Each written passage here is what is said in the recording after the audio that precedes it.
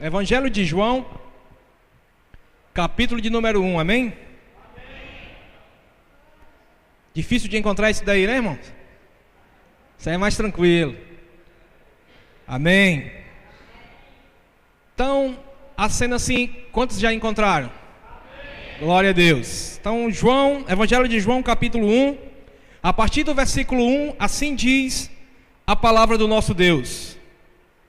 No princípio era o Verbo, e o Verbo estava com Deus, e o Verbo era Deus.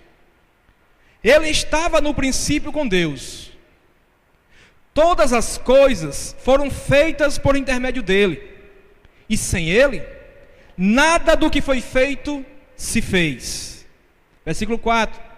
A vida estava nele, e a vida era a luz dos homens. Queridos, é um texto muito conhecido da igreja do Senhor, do povo de Deus. Segundo alguns teólogos, queridos, eles dizem que o Evangelho de João é o pináculo da revelação divina. Teólogos como William Hendrickson, Lawrence Richards, Charles Erdman, então eles consideram dessa forma. É o evangelho mais lido no mundo, o Evangelho de João. Esse evangelho ele foi escrito, queridos, no final do primeiro século, entre os anos 80 e 96 depois de Cristo. É um evangelho tremendo. Estudar profundamente o Evangelho de João, queridos, é entrar nos santos dos santos. Estudar profundamente o Evangelho de João é ir além do véu e contemplar a glória do Filho de Deus. É um evangelho tremendo. Se você ainda não teve a oportunidade de estudar o Evangelho de João, faça. Você vai ter subsídios espirituais tremendos, vai receber muita bênção, muita direção, vai ver, vai entender muitas coisas com relação a Jesus, com relação ao reino de Deus, através desse evangelho maravilhoso. Mateus, queridos, o Evangelho de Mateus, quando Mateus escreveu o seu evangelho, ele escreveu principalmente para os judeus. E o Evangelho de Mateus apresenta Jesus como rei. Já Marcos, quando escreveu o seu evangelho, ele escreveu basicamente para os romanos. E Marcos apresenta Jesus como servo. Quando Lucas, ele escreveu o seu evangelho, ele escreveu principalmente para os gregos e apresenta Jesus como homem perfeito. Mas João, quando escreve o seu evangelho, esse evangelho é endereçado ao povo, ao público em geral, e João apresenta Jesus como Deus. Então é algo muito profundo. Ele apresenta Jesus como Deus. E aí nesses versículos que foram lidos nesta noite, João, ele começa a falar de Jesus como Verbo. E aí ele já passa a nos mostrar 4 fatos importantes, relevantes, a respeito de Jesus como Verbo. Primeira coisa, o Verbo, ele é eterno. É o que diz aqui no versículo de número 1, no princípio era o Verbo. No princípio, queridos, quando todas as coisas começaram a surgir, a existir, o Verbo já era. Veja só, o Verbo era, já era passado, ou seja, quando tudo estava começando a existir, ele já existia. Aí fala de eternidade. Então o Verbo, ele é eterno. Mas João também, ao falar do Verbo, ele apresenta para nós uma segunda coisa. Ele diz que o Verbo é uma pessoa igual ao Pai em essência, ou seja, o Verbo é Deus. Versículo de número 1 diz: no princípio era o Verbo, e o Verbo estava com Deus, e o Verbo era Deus. Então João, ele coloca o Verbo, Jesus Cristo, e o Pai no mesmo patamar, no que diz respeito à essência. São a mesma essência, são Deus, é Deus, o Pai é Deus, o Filho é Deus. João também diz que o Verbo, ele é Criador. Versículo de número 3 diz todas as coisas, não diz algumas coisas, mas diz todas as coisas foram feitas por intermédio dele, e sem ele, nada do que foi feito se fez. Então ele apresenta o Verbo como Criador. O Pai é Criador, o Filho, o Verbo de Deus, também é Criador, mesma essência. Mas João também, ele fala uma quarta coisa aqui nesses 4 versículos que foram lidos nessa noite, a respeito do verbo. Ele fala que o verbo é a vida. Versículo de número 4 diz: a vida estava nele. Então ele apresenta o verbo como a vida. Ele é a fonte de vida, ele é o gerador de vida, ele é a causa da vida. Jesus Cristo, ele não apenas tem vida, mas ele é a própria personificação da vida. Ele é a vida. Queridos, e quando eu li essas coisas, eu confesso aos irmãos que eu fiquei intrigado com uma coisa. Eu fiquei intrigado com essa questão do verbo. Eu disse: olha, se João, ele apresenta Jesus Cristo, porque ele poderia ter apresentado Jesus Cristo aqui como qualquer outra coisa, mas ele apresenta como verbo.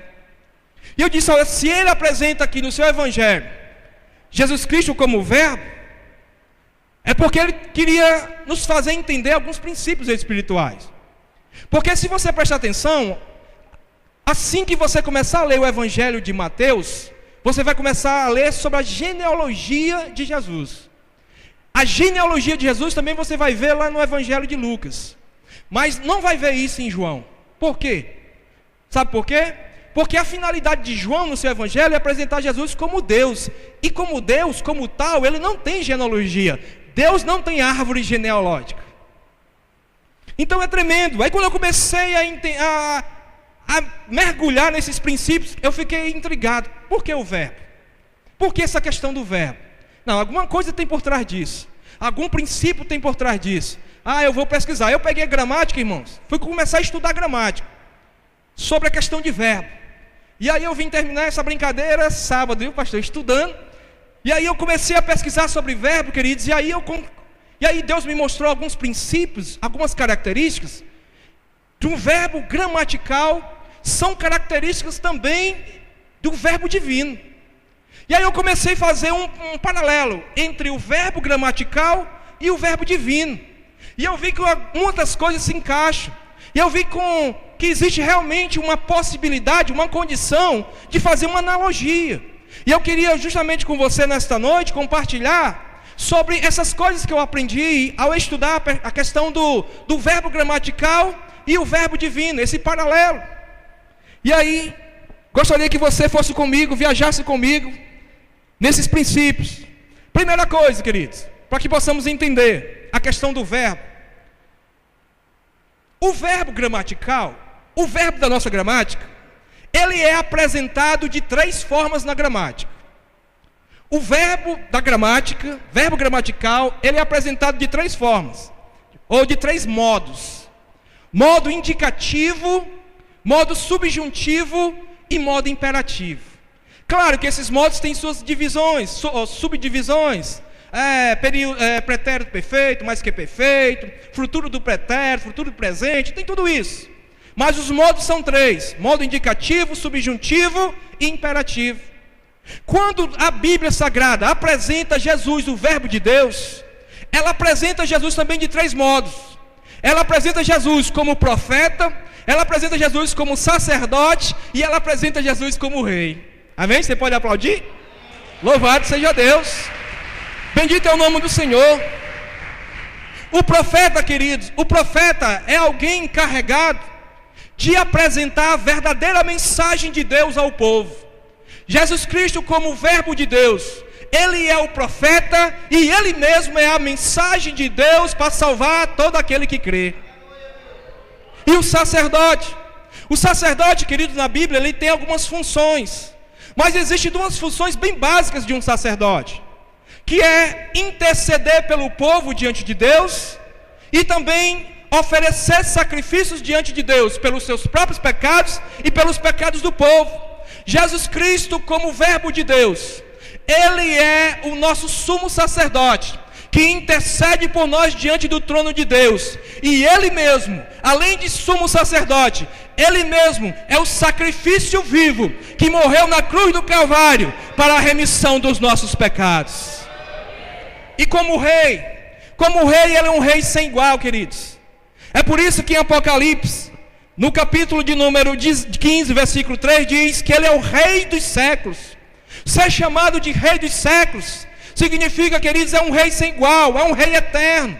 É um rei que de século em século seu reinado não passa. É um rei que de séculos em séculos seu reinado permanece ali intacto, de pé. É por isso que a Bíblia diz que ele é o mesmo de ontem, de hoje e será eternamente, porque ele é um rei dos séculos. E Apocalipse também 19:16 diz que ele é rei dos reis e senhor dos senhores. Já nesse mundo aqui chamado terra, já passaram muitos reis e senhores, mas Jesus Cristo, ele está acima de todo rei, ele está acima de todo senhor, porque ele é rei dos reis e senhor dos senhores. Então a Bíblia apresenta ele de três formas. A outra coisa interessante do verbo gramatical, queridos, é que um verbo, ele desempenha uma função vital em qualquer idioma. Queridos, não existe um idioma classificado como idioma oficial se ele não tiver verbo. Não existe. Não existe dizer que aquela língua é uma língua oficial, reconhecida oficialmente, se ela não tiver verbo, não for contida com verbo. Não existe. Assim também, queridos, uma frase, se ela não tiver verbo, queridos, é uma frase que perde o seu sentido. Vou mostrar para você um exemplo aqui, para que você possa entender melhor. Eu até coloquei aqui uma frase bem simples. Tem aqui: nós pertencemos a Deus, amém? Se eu tirar o verbo dessa frase, pertencemos, vai ficar nós a Deus. Dá para entender? Por quê? Porque quando tiramos o verbo de uma frase, a frase perde o sentido. Queridos, assim também acontece com Jesus Cristo, o verbo divino, o verbo de Deus. Se tirarmos Jesus Cristo da nossa vida, a nossa vida perde o sentido. Se tirarmos Jesus Cristo do nosso casamento, querido, se tirarmos Jesus Cristo da nossa família, o nosso casamento, a nossa família perde o sentido. Assim como se tirarmos o verbo de uma frase, a frase fica sem estrutura, fica gramaticalmente falando desorganizada. Querido, se tirarmos Jesus Cristo dos nossos sonhos, dos nossos projetos de vida, da nossa casa, dos nossos negócios, do nosso ser, da nossa trajetória de vida, querido, a nossa vida vira uma bagunça, os nossos negócios perdem um sentido, a nossa família fica desorganizada. Por quê? Porque da mesma forma que um verbo gramaticalmente falando, ele é importante num idioma, ele é importante numa língua, ele é importante dentro de uma frase, assim Jesus Cristo, o verbo de Deus, o verbo divino, tem a sua relevância e tem a sua importância na minha e na sua vida. Assim também esse verbo tem a sua relevância e tem a sua importância no meu casamento, no seu casamento, na minha família, na sua família, nos meus projetos de vida, nos seus projetos de vida, no meu ministério e no seu ministério. Então, queridos, assim não dá para viver sem Jesus. Não dá. Assim como essa frase, nós pertencemos a Deus, tirando o verbo nós a Deus, a gente não consegue entender. Assim também, queridos, tirando Jesus Cristo de nossas vidas, a coisa perde o sentido. Tudo perde o sentido, queridos. As coisas começam a tomar rumos diferentes. Antes, com Jesus, caminhava rumo, direção a Deus, direção a bênção. Sem Jesus, começa a correr em outras direções, em busca de outros itens, que não vão agregar valores e bênçãos de Deus em nossas vidas. Então, queridos, nós não podemos tirar o verbo divino das nossas vidas, do nosso casamento, da nossa família, da nossa trajetória de vida terrena, porque se tirarmos, perde o sentido. Se tirarmos, a coisa fica sem estrutura. Quantos estão entendendo? Louvado seja Deus. A outra coisa com relação ao verbo é que o verbo, ele desempenha uma função vital.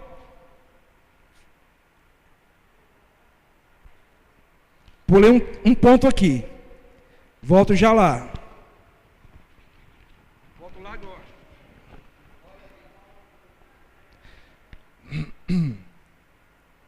Isso mesmo. Amém. Então, outra coisa com relação ao verbo, queridos, é que o verbo é tudo todas as orações são organizadas em torno de um verbo. Deixa eu te explicar a oração.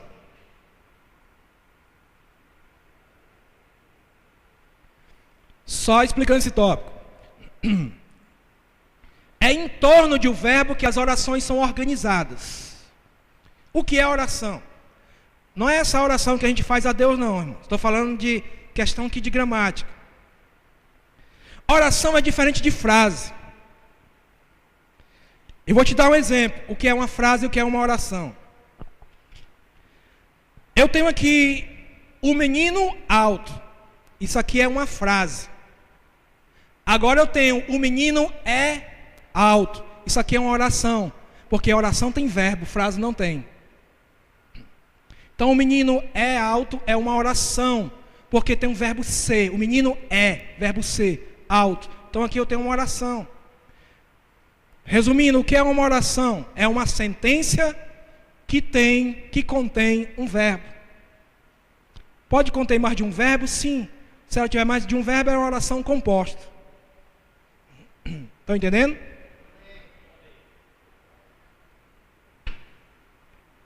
Mas a oração, ela é organizada em torno de um verbo.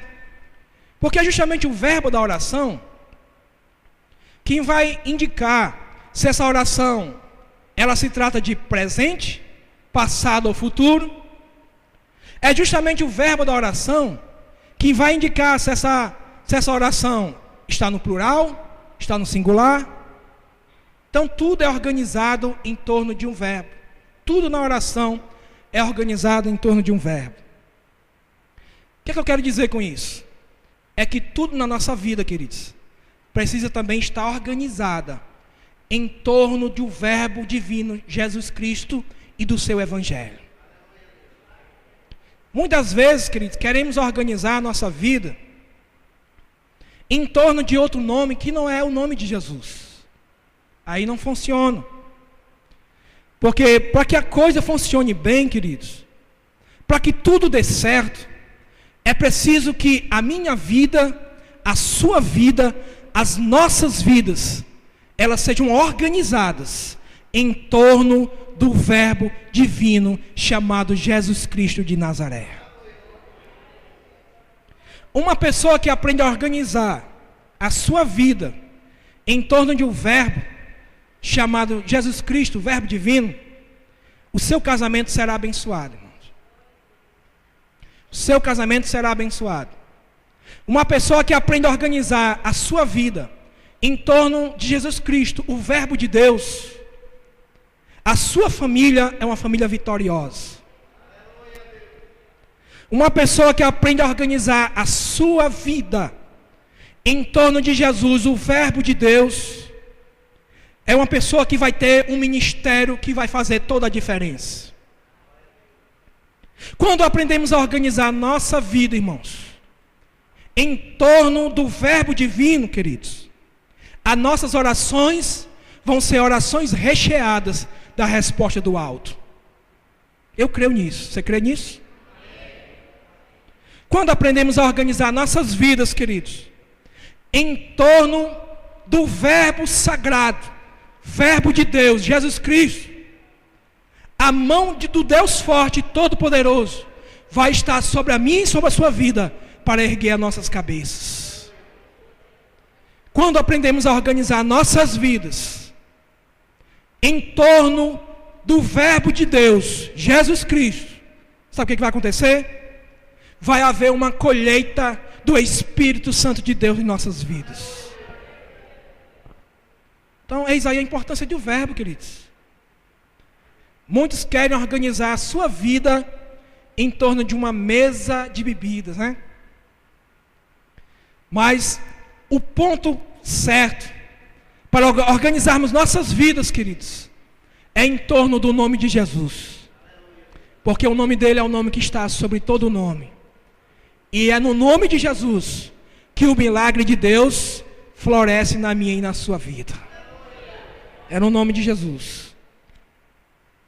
A outra coisa interessante do verbo é que é exatamente do verbo que se deriva alguns substantivos, ou os substantivos. Substantivos, vocês sabem que nós temos substantivos comuns e próprios. Mas os substantivos, eles derivam dos verbos. Eu tenho aqui o substantivo cântico. Ele deriva do verbo cantar. Eu tenho aqui o substantivo amor. Deriva do verbo amar. Então, os substantivos, eles derivam dos verbos. E eu quero te dizer, queridos, que é exatamente do verbo divino, Jesus, que derivam alguns substantivos espirituais que vão fazer toda a diferença na minha e na sua vida. E eu quero falar pelo menos aqui de 4 desses substantivos. 4 substantivos que derivam desse verbo, Jesus, e que são substantivos que têm o poder de fazer toda a diferença na minha e na sua vida.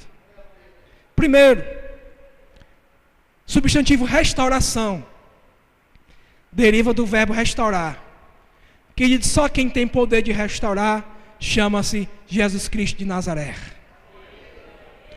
E Ele é o interessado nesta noite para restaurar a tua vida, para fazer você andar em novidade de vida, cabeça erguida. Talvez exista na tua vida, em alguma área da tua vida, alguma coisa, algum ponto que precisa ser restaurado nessa noite. E Ele te trouxe aqui para que você ouvisse da parte dEle que Ele está aqui para restaurar a tua vida. Ele tem poder, Ele tem graça, Ele tem amor e Ele tem misericórdia suficiente para o encontro da tua vida nesta noite e restaurar essa área da tua vida que precisa ser restaurada. Agora Ele não vai fazer isso à força. Ele vai fazer a partir do momento que você abrir o teu coração para Ele fazer uma obra de restauração na tua vida. Mas Ele quer restaurar. Ele quer restaurar a tua vida. Ele quer restaurar a tua fé. Ele quer restaurar a tua comunhão com Deus. Ele quer restaurar a paz no teu lar. Ele quer restaurar a harmonia no teu casamento. Ele quer restaurar. Ele tem poder para restaurar.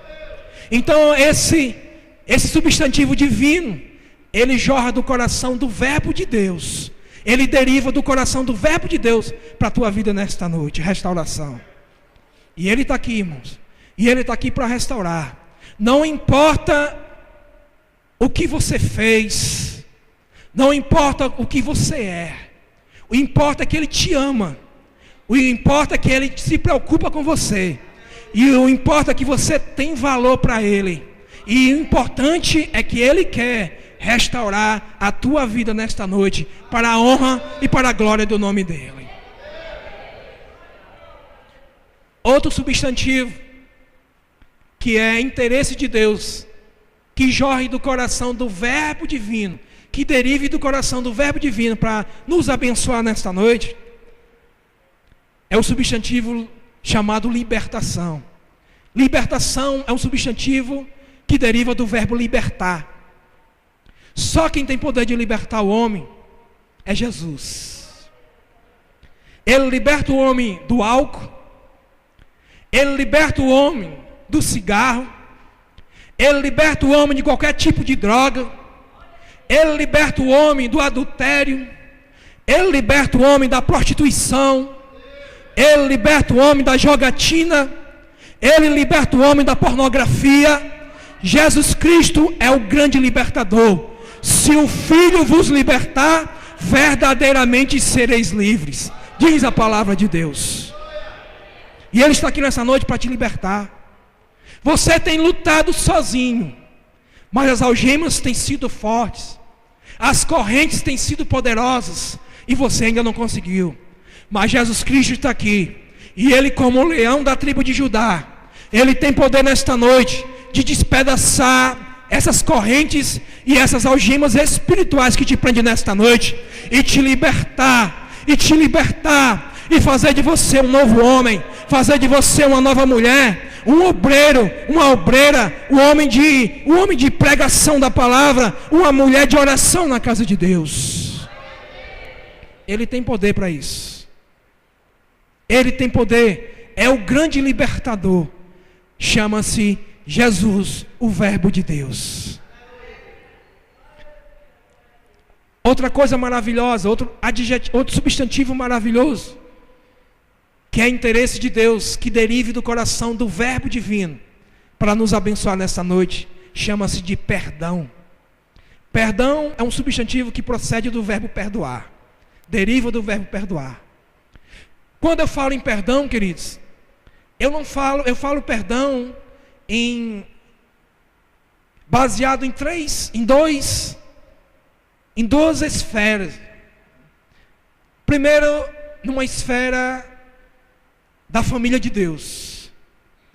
Nós, como povo de Deus, nós, como família de Deus, como homens e mulheres de Deus, nós precisamos, queridos, aprender não somente a receber perdão de Jesus em nossas vidas, mas nós precisamos também aprender a perdoar.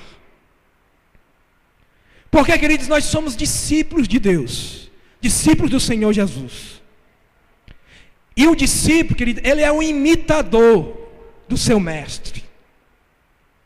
E o mestre, Jesus, o Verbo de Deus, ele perdoou, ele tem perdoado, e ele vai continuar perdoando, porque ele não muda. Mas nós, como os discípulos dele, nessa área, será que temos sido imitadores do nosso mestre? Será que temos perdoado aquelas pessoas que nos têm ferido? Será que temos perdoado aquelas pessoas que nos ofenderam?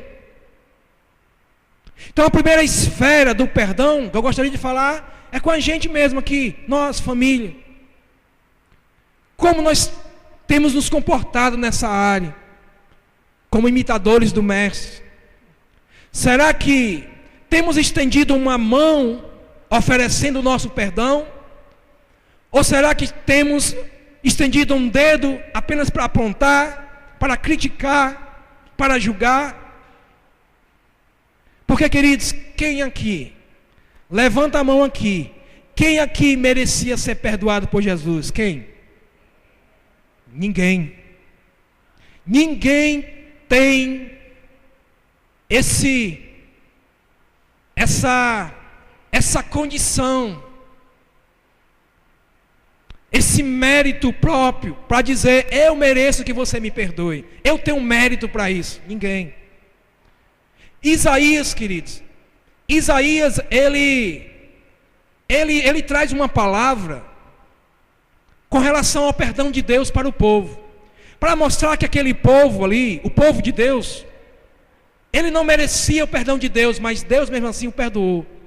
Mas para que o povo entendesse que eles não tinham méritos próprios para merecer perdão de Deus, Isaías diz que o povo era diante de Deus como trapo de imundície. Sabe o que era o trapo de imundície? Era um pano que as mulheres usavam no seu período menstrual. Olha como é que Isaías compara o povo. Vocês são igualmente esse pano que as mulheres, quando estão menstruadas, colocam aí. Isso para provar que vocês não têm mérito para receber perdão de Deus. Deus perdoa vocês porque Deus é misericordioso. Assim nós também, queridos. Nós não temos méritos. Nós éramos inimigos de Deus pelo nosso pecado. Mas o Senhor, o Verbo de Deus, Ele morreu na cruz para perdoar a mim e a você. E Ele hoje tem muito prazer. E Ele hoje fica muito alegre. E Ele hoje sente o seu sacrifício totalmente realizado, quando vê eu e você estendendo a mão como imitadores dEle para perdoar aqueles que nos ofendem. E a outra esfera com relação ao perdão de Deus é para você, que ainda não faz parte da família de Deus. Você que ainda não aceitou Jesus Cristo como único Senhor e Salvador da sua vida. O perdão do Senhor também é para a tua vida. O perdão de Deus também é para você. Até porque João, ele escreveu esse evangelho, ele endereçou esse evangelho para a comunidade universal. Não foi para um povo X. Aqui foi para gregos, judeus, todos. Porque ele entende que o amor de Jesus, o verbo de Deus, é tão grande para perdoar, que abrange toda a universalidade. É para mim e para você. Então, não importa o tamanho do teu pecado, o que importa é o tamanho do amor de Jesus, demonstrado na cruz do Calvário, por mim e por você. Não importa a profundidade errada, em que teus pés andam trilhando, esse caminho de lodo profundo, areia movediça, no qual teus pés andam trilhando. O que importa, queridos, é a profundidade da graça, é a profundidade da misericórdia de Jesus Cristo, o verbo de Deus, que Ele quer derramar sobre a tua vida nesta noite, aqui nesse santuário. O que importa é isso. E Ele diz: todo aquele que o Pai me dá, vem a mim, e todo aquele que vem a mim, de maneira nenhuma eu o lançarei fora. Ele não lança fora, queridos. Pode vir do jeito que você está, porque Ele vai te abraçar, Ele vai mudar tuas vestes, Ele vai promover festa no céu, e Ele vai te dar vestes novas. Você vai andar de cabeça erguida, você vai ser um novo homem, uma nova mulher, e agora selada com o Espírito Santo de Deus. Louvado seja Deus, bendito seja o nome do Senhor.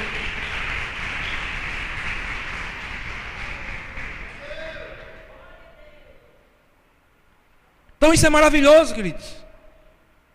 Não existe outro nome pelo qual importa que venhamos ser salvos, a não ser o nome de Jesus. Atos dos Apóstolos 4:12 diz isso. Então não existe, queridos, não existe aqui na terra, não existe no céu ou debaixo da terra outro nome que tenha autoridade, que tenha legalidade espiritual para proclamar perdão na tua vida, a não ser o nome de Jesus, o verbo divino, o verbo de Deus. Só Ele pode perdoar, só Ele. E tem outra coisa: aqueles que são perdoados por Ele, o diabo não pode anular esse perdão de Deus em nossas vidas, proveniente do amor de Deus em Cristo Jesus. Não tem.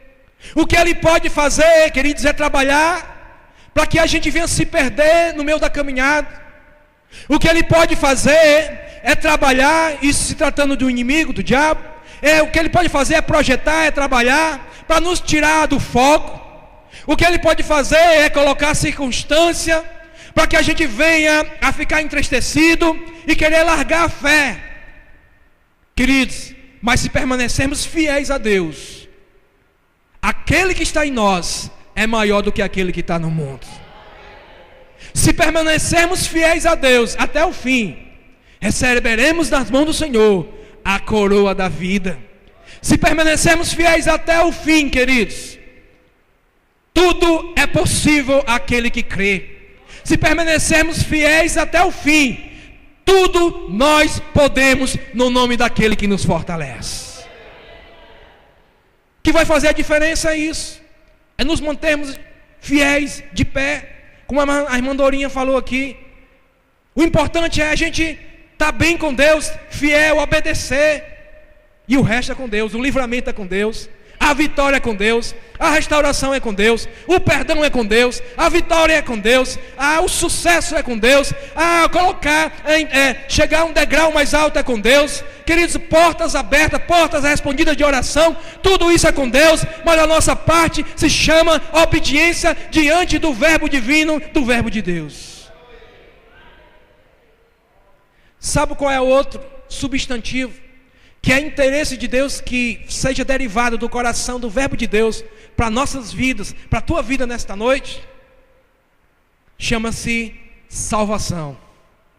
Salvação, ela deriva do verbo salvar. Eu também não conheço outro nome, a Bíblia não me revela outro nome que tem poder de promover salvação. Abra comigo em Romanos.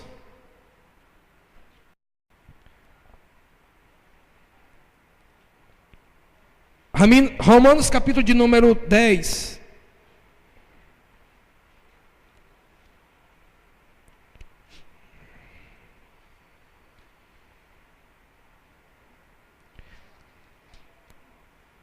Amém? Romanos capítulo 10. Olha Olha comigo aí o versículo de número 9.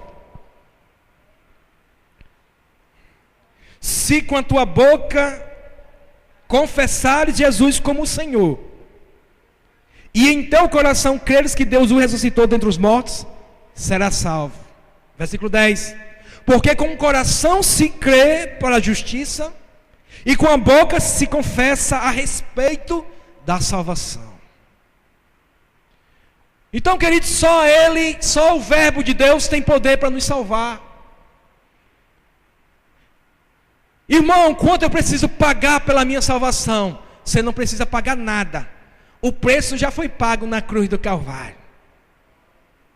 O sangue ali no cruz do Calvário, vestido ali, naquela cruz, pagou o preço da minha e da sua salvação. Eu não preciso mais pagar nada. Mas então o que eu preciso fazer? Está aqui. Você precisa confessar Jesus como Senhor. E confessar Jesus como Senhor, queridos, tem uma profundidade.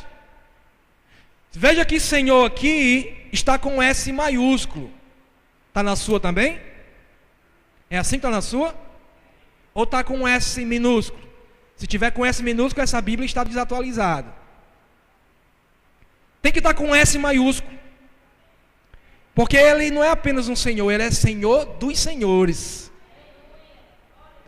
Então, para ser salvo, eu preciso, com a minha boca, confessar Jesus como Senhor. E confessar Jesus como Senhor significa dizer, permitir que Ele tome a direção da minha vida. Confessar Jesus como Senhor é permitir que Ele seja o governador da minha vida e das minhas atitudes. Confessar Jesus como Senhor e recebê-lo como Senhor no seu coração é dar legalidade na tua vida para que Ele seja o maestro, o regente dos teus sonhos, dos teus ideais, dos teus projetos de vida e da tua caminhada aqui na terra. Isso é confessar Ele como Senhor e recebê-lo como Senhor. Deixar que Ele governe a minha vida, que Ele seja o regente da minha vida, deixar que Ele tome o comando da minha vida. É entregar a Ele a direção da minha vida e descansar, sabendo que aquele que está no volante, na direção da minha vida, Ele vai estar dirigindo a minha vida como um veículo espiritual para o porto seguro, para a bênção de Deus. É descansar. É descansar. Então a primeira coisa, você precisa fazer isso. É confessar com a tua boca Jesus como Senhor.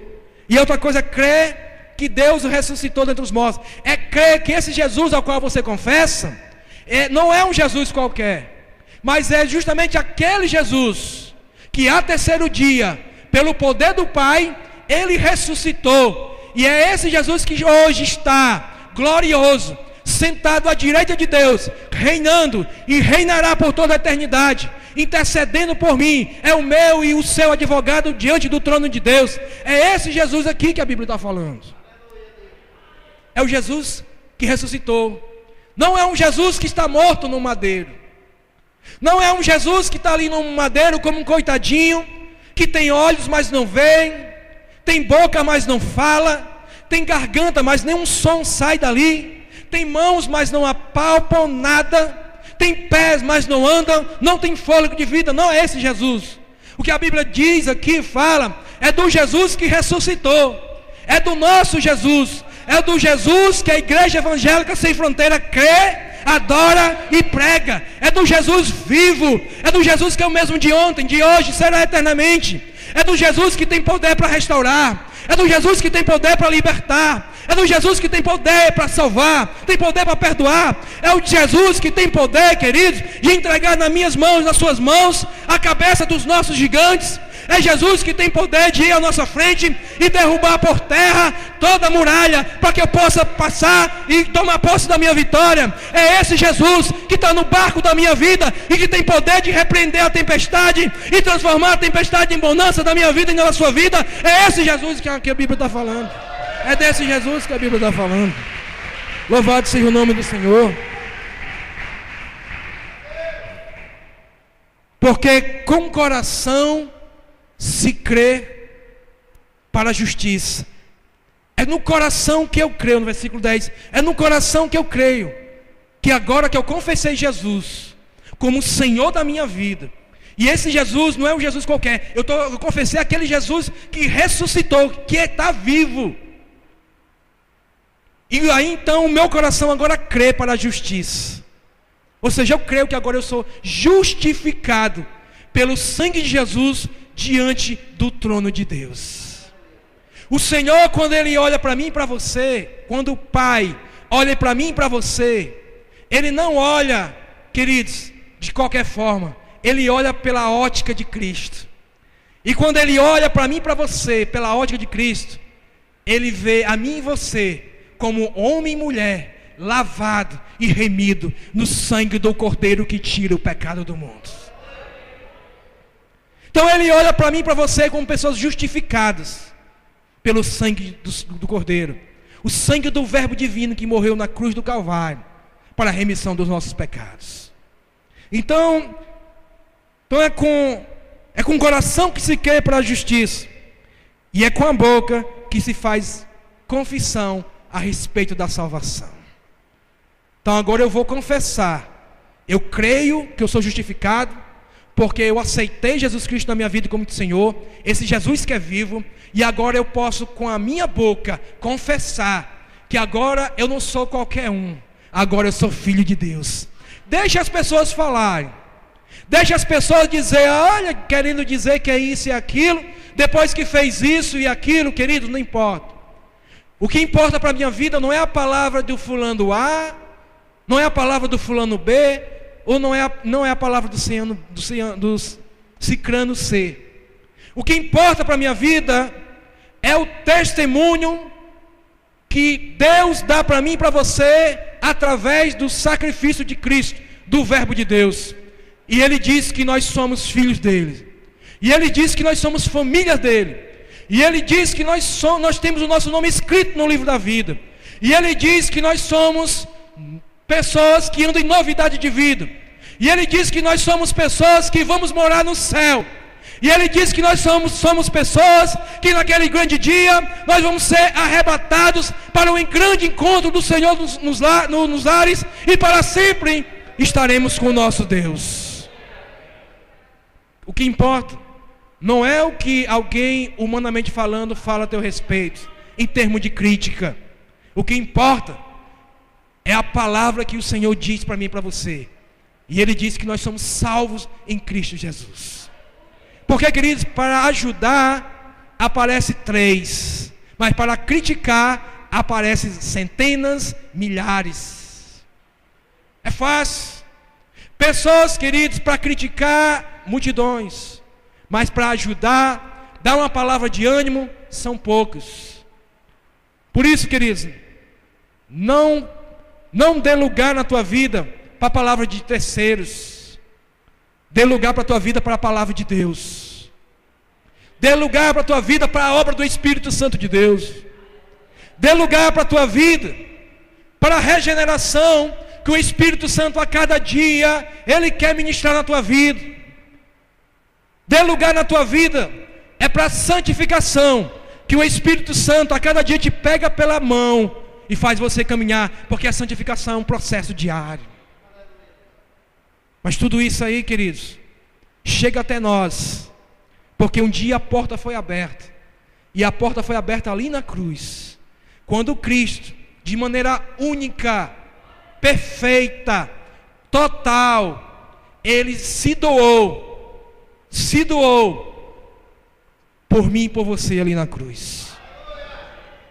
Ele tinha tudo para dizer, eu não vou para essa cruz, eu não vou dar minha vida, que não tem um pecado nenhum, para um monte de gente que são inimigos do meu Pai, porque levam uma vida de pecado.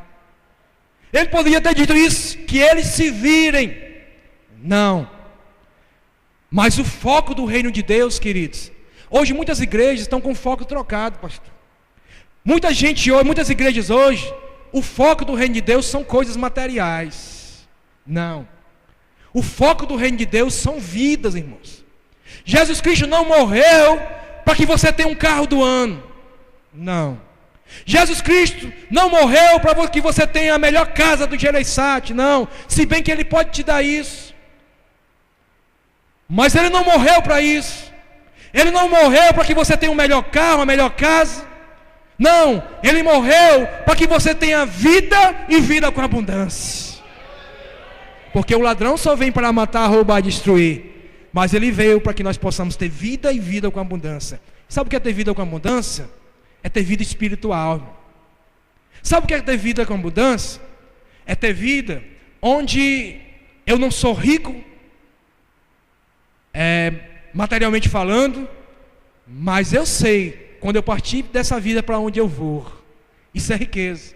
Sabe o que é ser rico? É ter vida em abundância? É ter a certeza que o meu nome está escrito no livro da vida. Sabe o que é viver uma vida de abundância? É olhar para a minha casa e ver a minha esposa adorando a Deus. É ver os seus filhos na presença do Senhor. Sabe o que é ter vida e vida com abundância? É ter prazer de estar na casa de Deus. É ter prazer de ler a palavra. É ter prazer de orar. Sabe o que é ter vida e vida com abundância? É ter certeza que aquele que está no barco da minha vida, Ele não me abandona, porque o meu nome está escrito na palma da mão dele.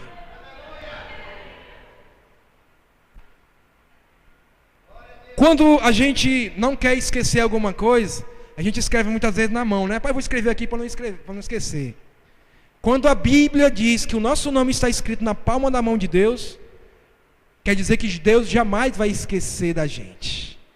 Não quer dizer que Deus seja dotado, como eu e você, que temos essa condição essa deficiência de esquecer as coisas. Não, não é isso.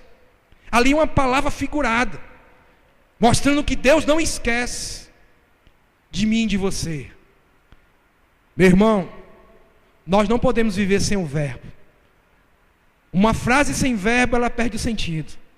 A tua vida sem verbo, ela perde o sentido. Os teus negócios, sem a presença do verbo, sem a direção do verbo, sem a sinalização do sim, do verbo de Deus para a tua vida, queridos, ela pode te levar a uma desestrutura grande. Tome cuidado. Porque muitas vezes, queridos, a gente faz negócio na vida sem consultar a Deus. Muitas vezes, queridos, a gente toma decisão na vida e deixa Deus de fora.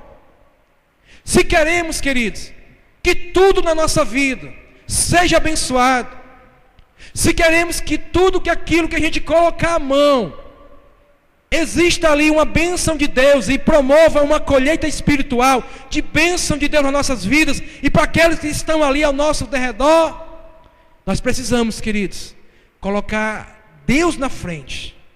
Como a irmã Daurinha disse aqui, irmãos, para sairmos de casa, devemos orar, devemos pedir a direção de Deus, entregar a nossa vida nas mãos de Deus. É isso, irmãos. Tudo que a gente for fazer na vida, devemos colocar diante de Deus. E Deus responde, viu, irmão, de 3 formas. Deus responde com sim, Deus responde com não, e Deus responde com espere um pouco. Agora o problema é que o crente só quer ouvir sim. E só quer ouvir sim de maneira instantânea. É o crente de flash, tem que ser naquela hora. Não, irmãos. Tem resposta de Deus que só vão vir daqui a alguns anos. Isaac, para sua esposa, ela gerar filhos, ele esperou 25 anos. O povo de Deus, para entrar na terra prometida, esperou 400 anos no deserto, aliás no Egito, depois foi para o deserto mais 40 anos, para depois entrar na terra prometida. Então precisamos aprender a esperar em Deus. E tem algo de Deus e tem coisa, resposta de Deus que vai ser um não para a minha vida e para a sua vida. Mas o problema é que Deus diz um não e o crente passa na frente de Deus e quebra a cara. E muitas vezes quando quebra a cara, a primeira coisa que faz é querer sair da igreja. Quer nada com Deus. Deus não tem culpa, irmão. Deus não tem culpa, minha irmã. você deixou ele de fora dos teus negócios. Você não consultou. Você não permitiu que ele te orientasse. E Deus é um Deus, nosso Deus não é o diabo. O diabo ele está com o pé na porta e entra na marra. Deus não, Deus é educado. Ele sinaliza, ele está aqui, olha, eu quero ajudar, eu quero dar uma direção, mas ele não me busca, ela não me busca, ele não me perguntou nada, mas mesmo assim Deus é tão misericordioso que levanta um, levanta outro, levanta através de uma palavra, levanta através de um louvor, e vai mostrando que não é para a tua vida, mas mesmo assim a pessoa diz, é de Deus, mete a cara, e aí quebra a cara. Queridos, aprenda isso, Deus responde com sim, Deus responde muitas vezes com não, e Deus também responde com espere um pouco. Mas Ele responde. Amém? Então, Jesus Cristo, o verbo de Deus, não deixe Ele de fora da tua vida. Tudo deve girar, toda uma oração deve girar em torno de um verbo. As nossas vidas precisam girar em torno de um verbo. Tudo precisa ser organizado em torno dele. Nossos projetos de vida precisam ser organizados em torno desse verbo chamado Jesus Cristo. Mas ele é verbo. Agora tem uma coisa. Existe uma diferença entre o verbo da gramática e Jesus Cristo, o verbo divino. É que muitas vezes você vai ver escrito numa frase ou numa oração um verbo escrito com a conjugação errada. Muitas vezes você vai falar uma oração, uma frase, usando o verbo conjugado de maneira errada. Isso ocorre, erro gramatical. Mas eu quero te dizer uma coisa. Com o verbo divino, Jesus Cristo, não existe, isso eu garanto, que não existe a possibilidade de você ver Ele exercendo o seu ofício ou exercendo algo na tua vida de forma errada. Não existe para o verbo divino conjugação errada. Não existe aquele negócio, irmão, que chega dói nos meus ouvidos quando eu escuto isso. Deus falha, mas não tarda. Isso é mentira. Deus ele nem tarda e ele nem falha. Outra coisa que dói nos meus ouvidos, Deus escreve certo por linha torta. Isso é mentira. Deus escreve sempre tudo certo em linhas certas. Mas eu, por não entender o projeto de Deus, acho que é a linha que é torta. Torto sou eu, tortos são as minhas limitações de não entender Deus, porque o caminho de Deus é mais alto que os meus caminhos, e os pensamentos de Deus são mais altos do que os meus pensamentos, queridos. Mas Deus, Ele escreve certo em linhas certas, e Ele não tarda, Ele só chega na hora certa. Porque Ele é Deus. Bendito é o nome do Senhor. Então não tem perigo, querido, dele ser conjugado de maneira errada no que diz respeito de uma bênção na tua vida, ou da presença maciça, viva, dinâmica e eficaz da presença e da glória dele na tua vida, nas nossas vidas e sobre essa igreja aqui do Gereissati, no nome e para a glória do Senhor Jesus. Pastor Flávio.